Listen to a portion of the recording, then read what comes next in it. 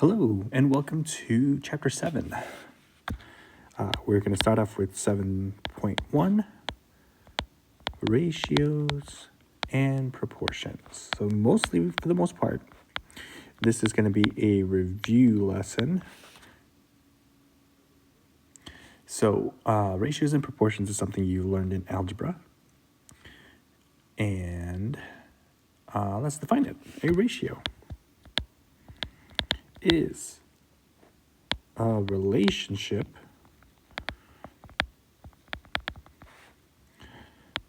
comparing two things. Now, this could be it could be anything, really. For instance, like a recipe, you're making cookies, you have to do 2 cups of flour to 3 cups of chocolate chips. Okay, and obviously the more cookies you want to make, the more cups of flour, the more chocolate chips you'll need, and that's where this ratio kicks in. Okay, now let's just use that as an actual example. E.g., if you compared, let's say, 2 cups of flour, I should have just done that in black instead of pink, to 3 cups of chocolate chips for, let's say, pretend a cookie recipe.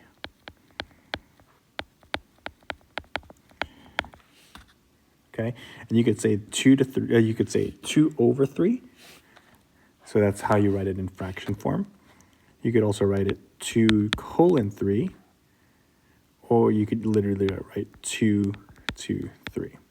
So there are 3 ways to write proportion or write ratios. Oh, I accidentally undid that. So you could also have ratios in geometry, and that's actually very, very common to have ratios in geometry, because if you think of any like blueprint or any like toy or scale, you could shrink things dramatically. Like buildings are obviously not drawn to scale. Blueprint would create you as a very, very small version, something that would fit on a piece of paper. Same thing with like toy cars, model cars are on some kind of scale. It's shrunk down to size. So a ratio, let's do another example of, let's say, the ratio of 3 angles in a triangle are 5 to 6 to 7. Meaning, if we have a triangle, let's extend this out a little bit. One angle, and we're talking about the 3 angles, one angle is going to have a measure of 5. So 5x to 6x to 7x. And obviously we know that a triangle has 180 degrees, so we can actually solve for this. 5x plus 6x plus 7x is equal to 180 degrees. Adding all these up, we should get 18x is equal to 180, and then x would ultimately be equal to 10. So that is your example of a ratio. A proportion follows the same idea, except it's 2 ratios that are equal to each other.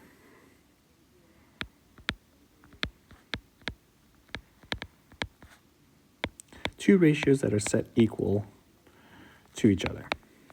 For instance, if we take that same cookie example, if we have 2 cups of flour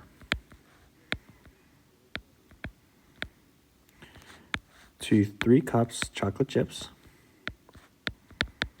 and we want to double the batch, we would say 4 cups of flour, and then we need to know how many chocolate chips we need. And this one's obviously more obvious, but this happens, pretty much with anything. If you want to make, for instance, if we had let's say 7 cups of flour, how many cups of chocolate chips would we need? This one's a little less straightforward, but this is a general idea. So let's do an example. If we have, for instance, A over B, and this is going to be a general form, is equal to C over D, whenever we solve proportions, we actually, hopefully you remember this, we cross multiply. Some of us might know it as the butterfly method, and it's perfectly fine. But generally, we cross multiply. Cross multiply. And it's going to be AD is equal to BC.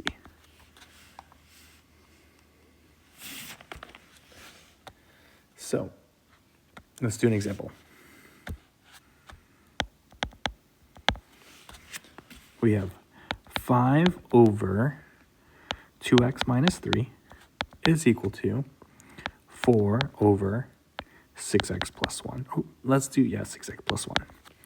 And when you cross multiply here, you have to take into account that these are actually in invisible parentheses. I'm going to do this in pink, but you should know that there are parentheses around here. And when you multiply this, it's going to look like this actually. 5 times the quantity of 6x plus 1 is equal to 4 times the quantity of 2x minus 3. You distribute this in, and you should get 6x plus 5 is equal to 8x minus 12. And then from here, we just start solving for x. Minus 6x, minus 6x. I'm going to do this all in one step. 6x's cancel out.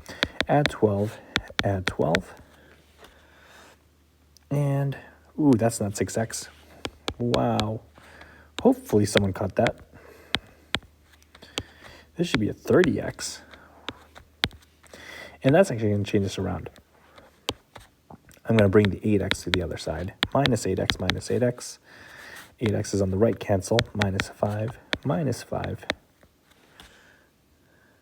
And we should get 22x is equal to negative 17. To solve for x, we just divide by 22.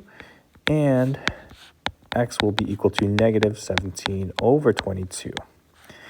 And it's okay to have fractions as answers. So that's just a heads up. And let's just do maybe 1 or 2 more.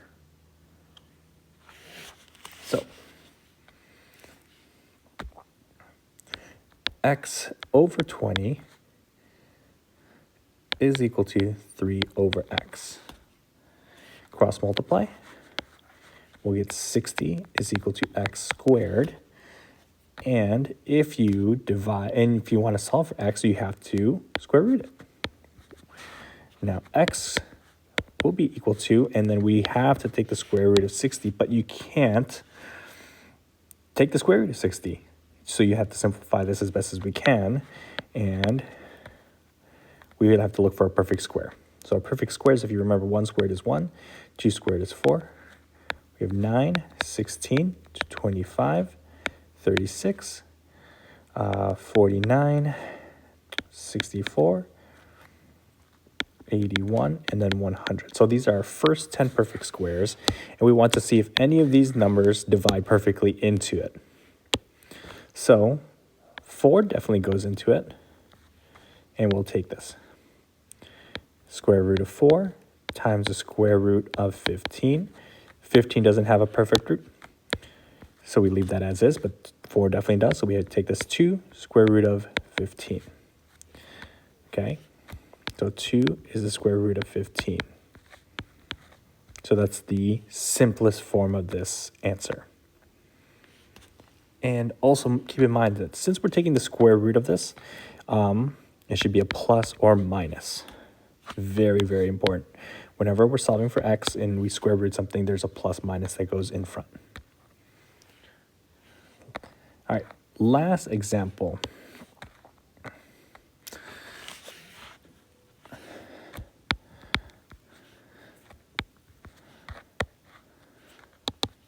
So last example.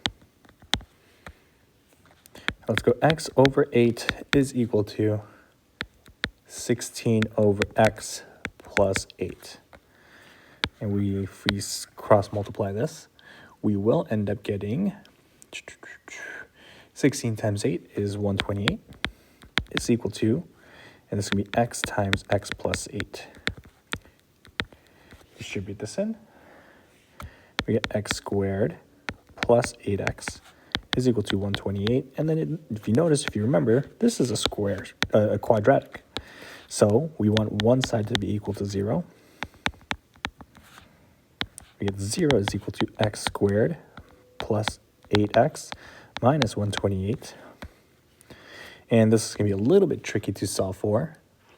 But if you do our diamond or x method, negative 128, 8 multiplied and add. And this one's tricky. You're going to try a whole bunch of numbers out. It's obviously not going to be 128 and 1, so that's a definitely fallout. 4 definitely goes into 128. I believe it's 32 times, but that doesn't add up to 8. No combination will. And 8 actually does. 8 and 16, and if we actually multiply this by negative 8, it'll work out. So this becomes x minus 8, x plus 16 is equal to 0. And then just quickly solve for x.